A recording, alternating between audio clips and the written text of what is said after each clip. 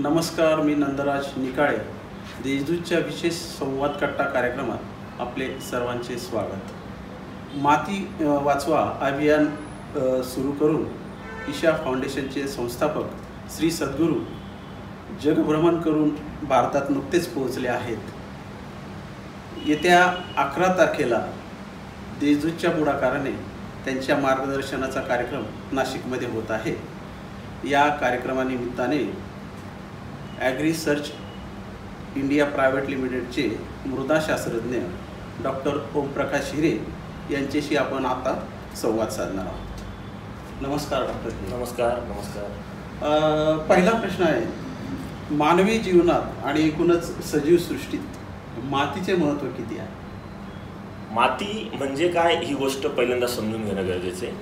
माती म्हणजे आपल्या भूपृष्ठावरती पृथ्वी तलावावरती एक असं डायनॅमिक नेचर आहे ज्याला आपण गतिशील नैसर्गिक शरीर म्हणतो, ज्याच्यामध्ये खनिज पदार्थ, हवा, पाणी आणि सेंद्रिय पदार्थ हे एक कॉम्पोजिशन असतं.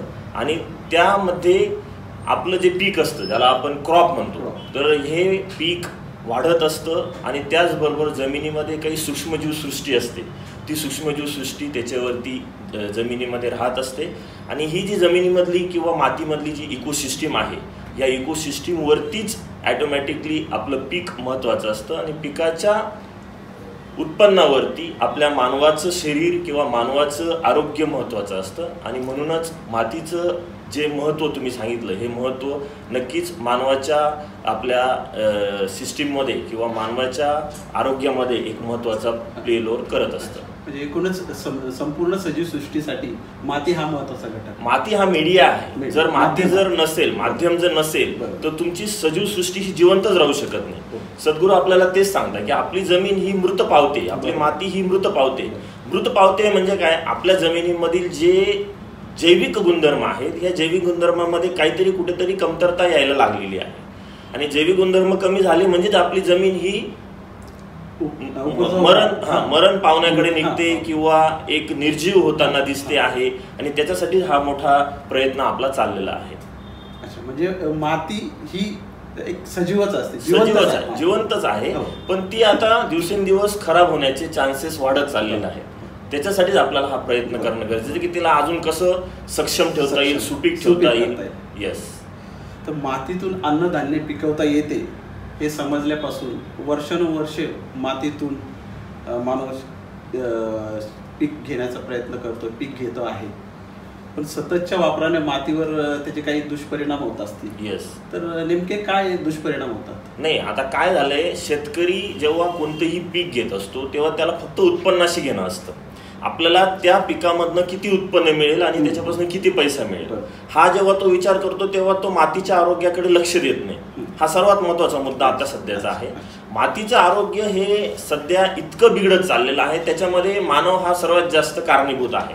त्याच्यामध्ये मग मानवाच्या चुकीच्या पद्धतीने खताचं ॲप्लिकेशन असेल किंवा माती आणि पाणी परीक्षणाचा अवेअरनेस त्याच्याकडे एवढा नसेल. न अवेअरनेस असल्यामुळे तो चुकीच्या पद्धतीने खताचं ॲप्लिकेशन, पाण्याचं व्यवस्थापन आणि त्याच्यामुळे तुमच्या जमिनीमधील जी सुपीकता होती ती खालावत चाललेली आहे. गेले 8 ते 10 वर्षापूर्वी जर तुम्ही मातीचा नमुना चेक केला असेल तर त्याच्यामध्ये साधारणतः मुख्य अन्नद्रव्यामधला जास्तीत जास्त नायट्रोजन किंवा त्याला आपण नत्र म्हणतो, दुय्यम अन्नद्रव्यामधला फॉस्फरस, सूक्ष्म अन्नद्रव्यामधला झिंक, असे 2 ते 3च तत्व हे किंवा अन्नद्रव्य हे कमतरतेचे लक्षणं दाखवत होते. आता तसं राहिलेलं नाही. आता तुम्ही जेव्हा माती परीक्षण करतात त्याच्यामध्ये तुम्हाला जवळजवळ 5 ते 6 अन्नद्रव्य कमतरतेचे लक्षणं दाखवतात. याचा अर्थ काय की आपण जे इनपुट देतोय ते एका वेळेने देतोय किंवा रासायनिक स्वरूपातच देतोय. तर आपला एकच प्रयत्न आहे, म्हणजे Agri Search India private limited company गेले कित्येक वर्षापासून इंटिग्रेटेड अप्रोचवर काम करण्याचा प्रयत्न करते. इंटिग्रेटेड म्हणजे काय? तुम्ही नुसतं रासायनिक खताचा वापर करू नका, तुम्ही नुसतं जैविक खतांचा वापर करू नका किंवा तुम्ही नुसतं सेंद्रिय खतांचा वापर करू नका. सायन्स असं सांगतं की तुम्ही इंटिग्रेटेड अप्रोचने तिन्ही गोष्टींचा जर प्रॉपर वापर केला तर जमिनीची सुपीकता टिकून तुमचं उत्पन्न चांगलं निघेल. आता उत्पन्न निघतंय, तसे हायब्रिड व्हरायटी झालेल्या आहे, पण त्या उत्पन्न निघाल्यानंतर त्या लास्ट फूडमध्ये जी कॉन्सन्ट्रेशन पाहिजे, न्यूट्रिएंट कॉन्सन्ट्रेशन किंवा त्याला आपण पौष्टिकता पाहिजे, ती पोषक तत्व त्या फूडमध्ये मिळत नाहीये, त्या खाद्यामध्ये मिळत नाहीये आणि त्याचा विपरीत परिणाम मानवाच्या आरोग्यावर होतोय.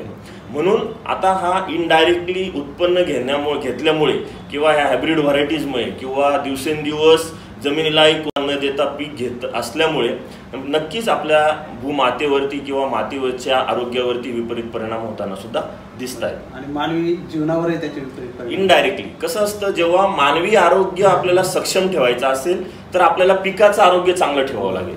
कारण पिकामध्ये आपण जर व्यवस्थित अन्नद्रव्य व्यवस्थापन जर केलं तर पिकामध्ये जे कंटेंट आहे, जे पोषक तत्व आहेत, जे पोषण त्या पिकाचं चांगलं असेल तर ते पिकच आपण खाणार आहे ना, मानव तेच खाणार आहे. मानवाला काही इनऑर्गॅनिक न्यूट्रिएंट दिले बुवा त्यांनी खाल्ले आणि तो आपल्या शरीरातील जे अन्नद्रव्य आहेत किंवा शरीरामधले जे पोषण अन्नद्रव्य आहेत ते त्याला मिळतील असं होणार नाही. तो ऍग्रिकल्चर मधून जे प्रोड्यूस होणार आहे तेच मानव खाणार आहे.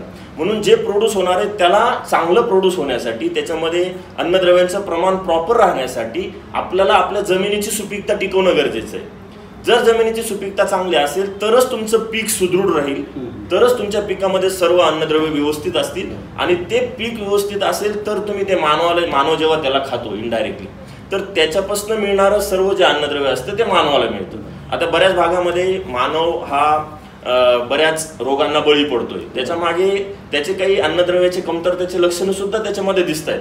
आपल्या शरीरामध्ये जसं पिकाच्या शरीरामध्ये झिंकची कमतरता असते, फेरसची कमतरता असते, मॅग्नीजची कमतरता असते, सूक्ष्म अन्नद्रव्य ज्याला आपण म्हणतो, दुय्यम अन्नद्रव्यांची कमतरता असते, तसं मानवाच्या आरोग्यामध्ये सुद्धा हे अन्नद्रव्य असतात.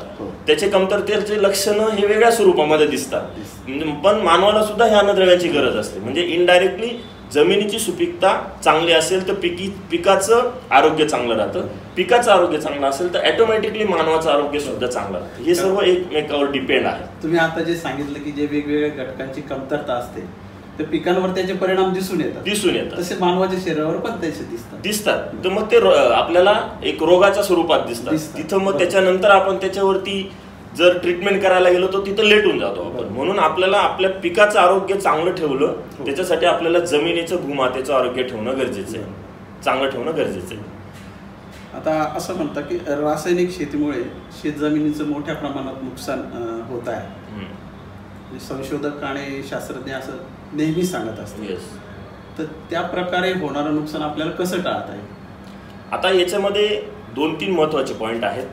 रासायनिक आपण म्हणतोय हा एक फक्त एक विषय झालाय की रासायनिक खताचा अतिवापर झाला म्हणून तुमच्या जमिनीचं नुकसान होतंय. असं नाहीये की रासायनिक खताच्याच नुसत्या वापरामुळे जमीन खराब होते. त्याला अजून भरपूर प्रॅक्टिसेस आहेत, मेथड आहेत, त्याच्यामुळे जमीन खराब होते. आम्ही Agrisearch India private limited company सुरुवातीपासून मी तुम्हाला बोललो की इंटिग्रेटेड अप्रोचवर काम करते. त्याच्यामध्ये आता नुसतं आपण मातीवर काम करतोय. आम्ही तर ह्युमन हेल्थ ज्याला आपण मानवी आरोग्य म्हणतो, प्लांट हेल्थ ज्याला आपण पिकाचं आरोग्य म्हणतो आणि सॉइल हेल्थ ज्याला आपण मातीचं आरोग्य म्हणतो, याच्यावरती आमच्या MD सरांनी गेल्या 8 ते 10 वर्षापासून मिशन हाती घेतलेले की आपल्याला नुसतं मातीच्या आरोग्यावर काम करून चालणार नाही. मातीच्या आरोग्याबरोबर पिकाचं आरोग्य, मग ते जमिनीमधनं असेल, फवारणीमधनं असेल, इनडायरेक्टली मानवाचं आरोग्य चांगलं होणार. म्हणून आपली जमीन खराब होते याच्यासाठी रासायनिक खतच एक कारण नसेल. आता दिवसेंदिवस आता तुम्ही क्लायमेट चेंजचा जो विषय बघितला तर एवढं भयानक क्लायमेट चेंज झालेलं आहे. काल मी नागपूर एरियामध्ये होतो, तिथं 46 डिग्री टेम्परेचर होतं. आता तिथं 46 डिग्री टेम्परेचर असल्यावर तिथली भूमातेमध्ये जेवढं पण मॉइश्चर आहे त्याचं इव्हॅपोरेशन होतंय, पाणी पूर्ण उडून जातंय. पाणी उडतंय म्हणजे तुमच्या जमिनीमधलं मॉइश्चर लेवल जी पाहिजे पिकाला ते प्रॉपर राहत नाही. त्याचा ताण किंवा त्याचा ट्रेस हा पिकावर येतो इनडायरेक्टली. आता याच्यामुळे काय होतंय की तुमच्या दिवसेंदिवस जमिनीमधल्या पाण्याची लेवल कमी गेल्यामुळे शेतकरी बोरवेल असेल किंवा विहिरींची खोली वाढवतो. त्याच्यामुळे जशी जशी खोली वाढेल तसं तसं खालच्या लेअर मधले जेवढे पण क्षार असतील ते पृष्ठभागावर येत आहेत ॲज अ सिंचन स्वरूपाद्वारे. जेव्हा शेतकरी सिंचन देतो त्या स्वरूपाद्वारे ते पृष्ठभागावर येत आहेत आणि पृष्ठभागावर आल्यानंतर त्याच्यातलं पाणी असेल त्याचं इव्हॅपोरेशन होतंय आणि ते क्षार पृष्ठभागावर साचून ह्या खोल पाण्याच्या इरिगेशन सिस्टीमच्या वापरामुळे तुमच्या पृष्ठभागावरती पाण्याच्या वापरामुळे क्षारांचं प्रमाण वाढतं. त्याच्यामुळे तुमच्या जमिनीमधील EC जो आहे त्याला इलेक्ट्रिकल कंडक्टिव्हिटी म्हणतो तो वाढतोय. तुमच्या जमिनीमधील pH वाढतोय ज्याला मराठीमध्ये सामू म्हणतो ते वाढतोय. त्याच्याने सुद्धा तुमची जमीन खराब होते.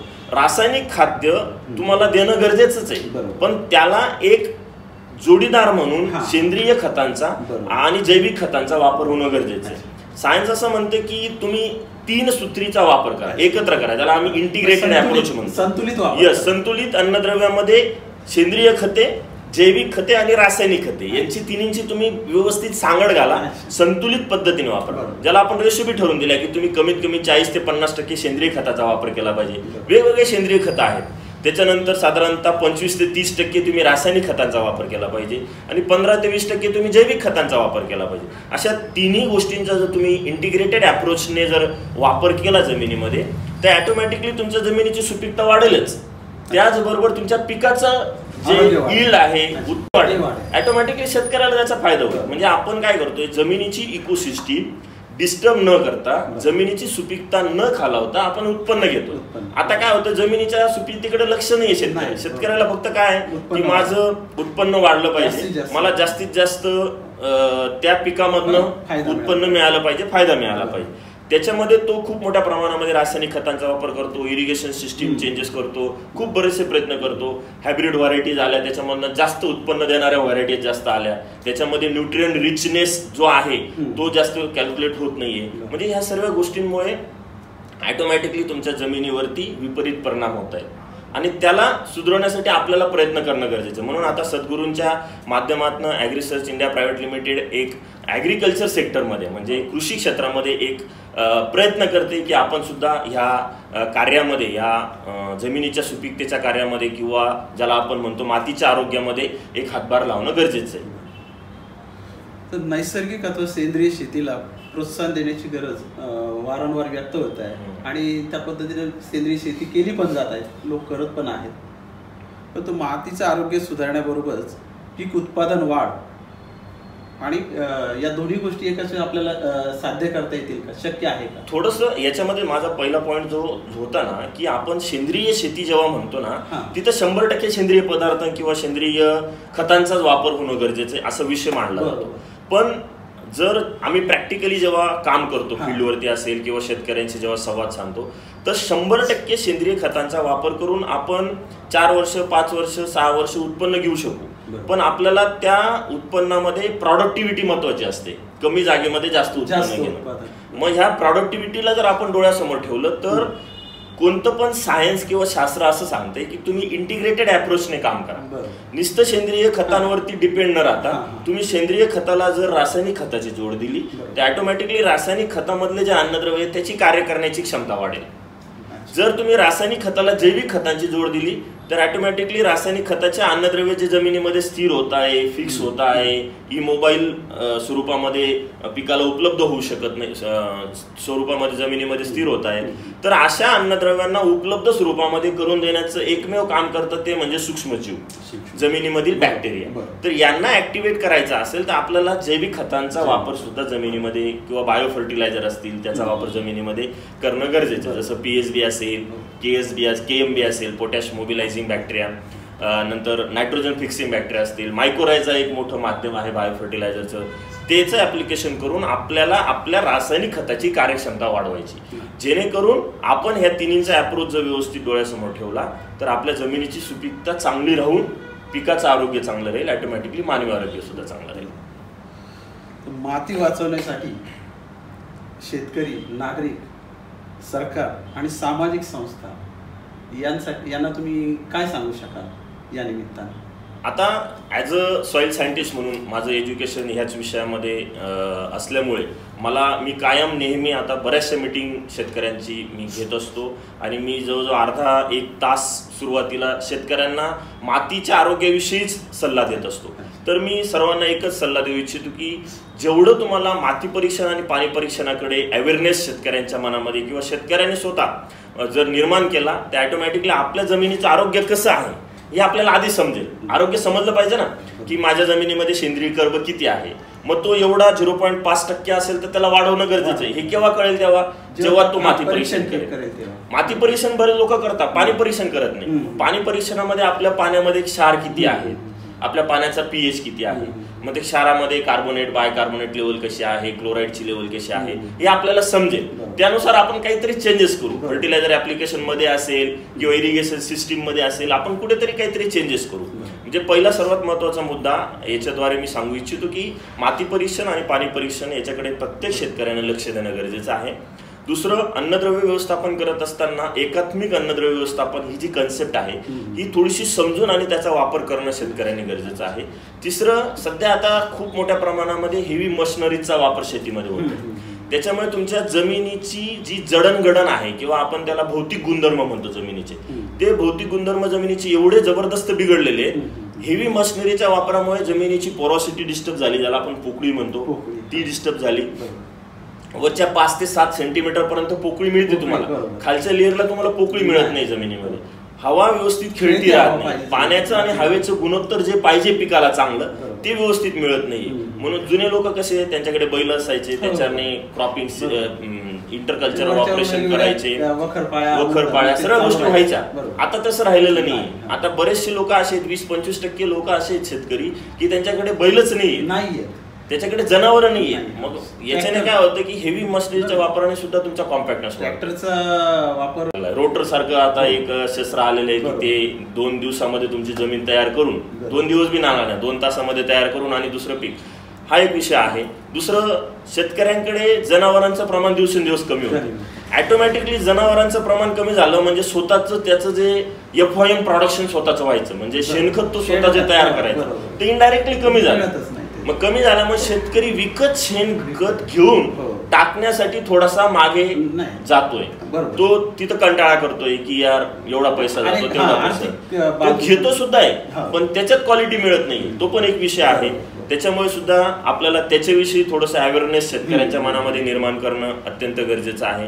त्याच्यानंतर क्रॉप रोटेशन एक विषय आहे की एकच मोनोक्रॉपिंग तुम्ही ठेवू नका, तुम्ही रोटेशन ठेवा. सिरियल क्रॉप, पल्सेस क्रॉप, जमिनीमध्ये येणारे कंद वर्गीय क्रॉप किंवा हिरवळीच्या खतांचा वापर असेल, याच्याने तुम्ही तुमच्या जमिनीमध्ये एक चांगल्या पद्धतीने जमिनीची सुपीकता वाढवण्यासाठी अवेअरनेस निर्माण करू शकता.